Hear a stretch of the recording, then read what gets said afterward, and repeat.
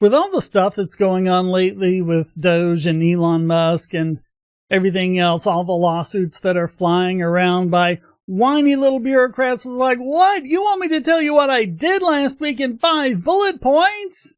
I'm just a bureaucrat. I don't have anything that I do. I just sit back here and suck off the taxpayers' teat. How dare you ask me if I actually got anything done? And there's so much about it and so much coming out. It's so complicated. How was all this set up? How has it gone on for so long? How are they getting away with it? And what's happening right now with all this crazy and insane backlash to it?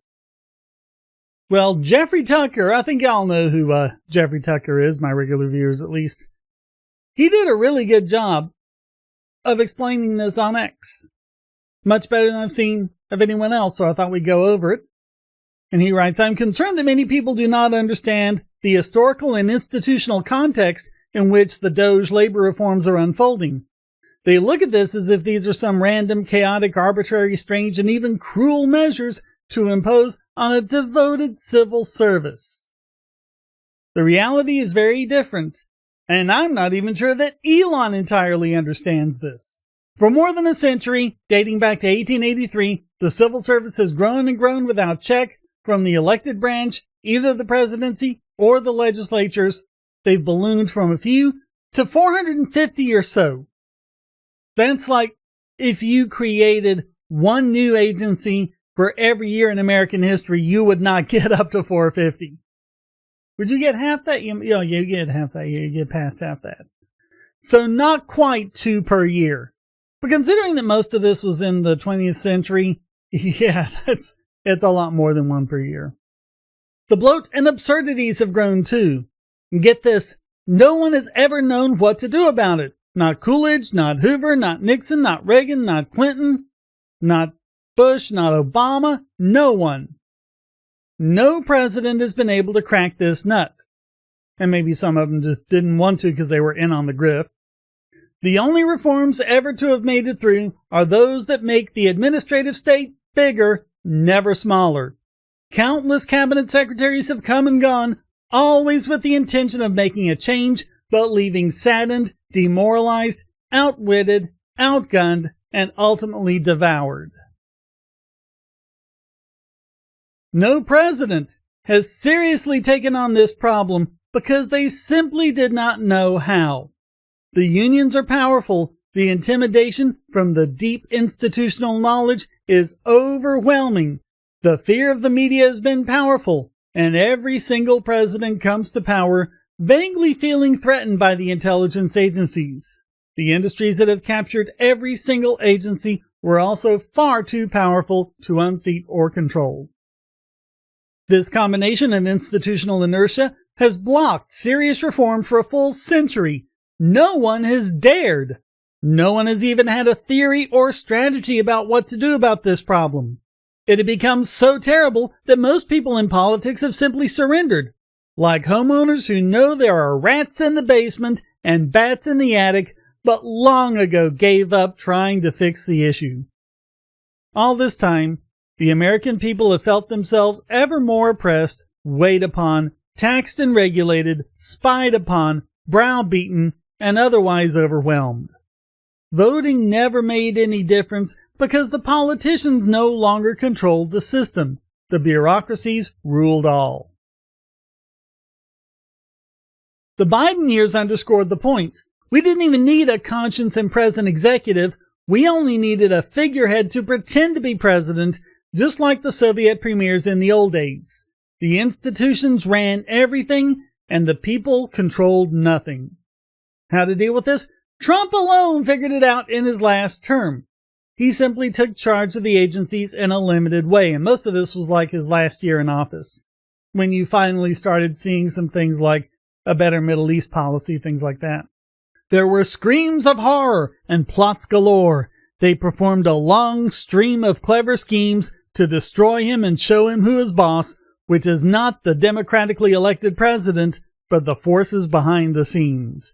Edward Snowden's book, Permanent Record, does a good job of explaining exactly what the deep state is and how it works.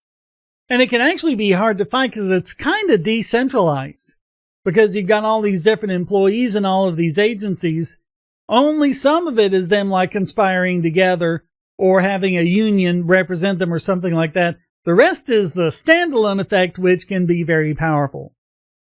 The job of the president, goes the message from all the insiders, is to pretend to be in charge, but not actually do anything meaningful. So basically like Zaphod Beeblebrox. Shut up, mug up, obey, and disturb nothing. Let the administrative state do its thing without oversight or disruption, and then you will get your honorary library and best-selling autobiography and go down in history as great. Trump refused the deal, and look what happened. And this is something else that people have pointed out. Trump is a billionaire. He doesn't need to grift off of the deep state. He doesn't need all of their... how do you bribe him? You can't bribe him. Donald Trump and Elon Musk are like two of the most unbribable people on the planet. And I think that's the problem. They don't know how to control them. Oh, they knew how to control Joe Biden, didn't they? And Barack Obama was in on a lot of it. Yeah, Obama was firmly entrenched in the deep state. Probably doing as much from behind the scenes as he was as president. 4 years have gone by and Trump is back again, this time with a determination to slay this beast, one that he knows all too well. The efforts of DOGE and Maha and MAGA are epic in scope, breaking a century of pathetic acquiescence toward the deep, middle, and shallow states, at last using moral courage to confront the problem head-on, come what may. They are profoundly aware that they must act fast and with some degree of ferocity, even recklessness, else we will default back to the status quo of leaders who pretend to be in charge while the embedded system runs things behind the scenes. It has been this way for too long. The voters this time have demanded change and mustered the faith to believe that change is possible. This is precisely what DOGE is attempting to make good on a promise that, for once, the voters actually believed was credible. They simply must succeed. There might never be another chance. The way of failure is the path everyone knows the U.S. was on, toward economic stagnation, political sclerosis, and eventual irrelevance in the unfolding of the next stage of social evolution. And I am certainly not going to say that Trump or Elon or anyone involved in that is libertarian. Well, Elon's kind of libertarian adjacent at least. But this has got to be the biggest move in a libertarian direction than I think anyone has taken, because, we all talk about getting libertarians elected into office and having them do this and that. That's not going to work as long as there's this deep state, this administrative state underneath it that's considering themselves like their own shadow government, the ones who are really in charge. And they got a big hammer swung down on them last year when the Supreme Court, what was the name of the case? Loper? It overturned the Chevron doctrine. Because what they were doing is like, okay, we're doing our thing, and like, hey, you can't do that to me. It's like, all right, you can come to court. We've got our special little court that you go to. You go to administrative court first. Supreme Court said, no. That's judicial branch. You're not judicial. You're executive. So they whacked that off from them. And good riddance to Chevron. But now what we've got is basically them claiming that they are their own executive branch, that they don't answer to the president. And they're like, no, we don't have to do that. File lawsuit. Stop it. Because they think they're separate from all that, even though the Constitution says that all executive power is vested in the president. I swear I don't know half these people who are showing up in the sidebar. But that's sort of the next step, is actually getting rid of that kind of separate understructure to the executive branch and putting it all together so that we can at least start to have some checks and balances again. And that is going to do a lot to inhibit the power of the administrative state and of the surveillance state. And I don't know if they're going to follow that up with other protections against surveillance of Americans and whatnot. I was not, Kash Patel, when he was in his confirmations here, and they were talking about the warrantless wiretapping on Americans that Snowden exposed, and he said he was fine with government spying on American citizens in America without a warrant. No. So I'm not that hopeful, but I could be wrong. I could be wrong, and if this is successful, and if this ends up being immensely popular, and if the voters vote as a result in the midterms and in the next presidential election, if we get all sorts of candidates stepping forward and say, see, you see all the problems with this administrative state? Elect me to Congress and I'll help take it down. We'll pass laws to get rid of all of it. Maybe we actually finally could clean house. If we can actually elect Republicans who mean it and not just who pay lip service to it.